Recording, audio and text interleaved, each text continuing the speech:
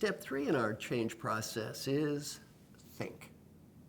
Ask, listen, then think about what people are saying and fight that immediate urge to talk back. A very important point on this is avoid speaking when angry or out of control. Typically, what's the first thing we do when we get feedback? Blah, blah, blah, blah. Start babbling. What's the first thing we do when we get angry? Blah, blah, blah. Start babbling. Get in the habit to stop and breathe and think. Now, who is the greatest leader I've ever met in my life? I had dinner with her last night. The greatest leader I've ever met in my life is a woman named Frances Hesselbein. Peter Drucker said she's the greatest leader I've ever met. Alan Mulally, CEO of the Year in the United States, now CEO of Ford, the greatest leader I've ever met. A wonderful, wonderful woman. Frances Hesselbein was the National Executive Director of the Girl Scouts of the United States for 14 years. After being the head of the Girl Scouts of the United States, she left to form the Peter Drucker Foundation, now runs the Frances Hesselbein Leadership Institute. An amazing woman. Frances Hesselbein has 20 honorary PhDs, editor of an academic journal. She's just an amazing, amazing woman.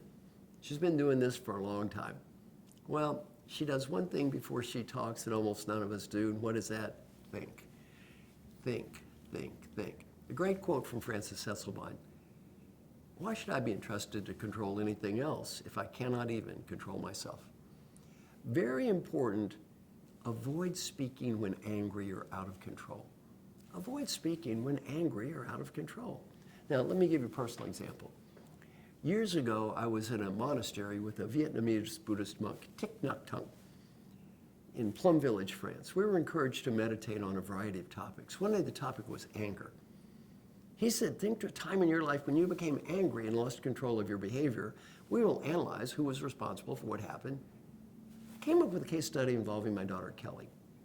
I'm very proud of my daughter, Kelly. She's a graduate of Duke University, was on the TV show Survivor Africa, the 3rd season of Survivor. After that, she worked with Mark Burnett, the famous reality TV producer, for 2 years. She had casting for Survivor, for The Amazing Race.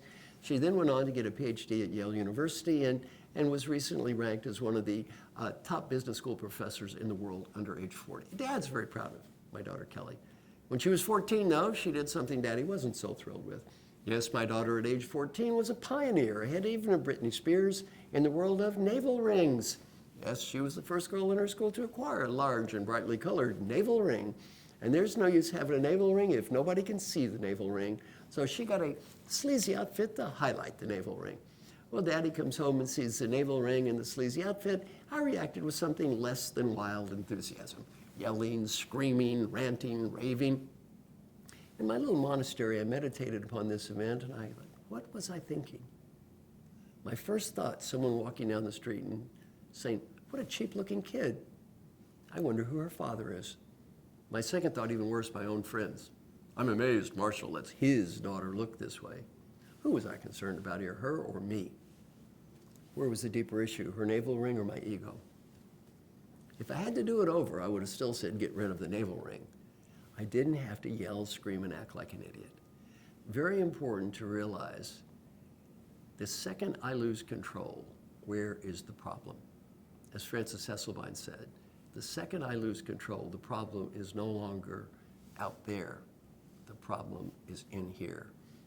Ask, listen, think, and fight that incredible urge to speak when angry, when out of control, and when frustrated.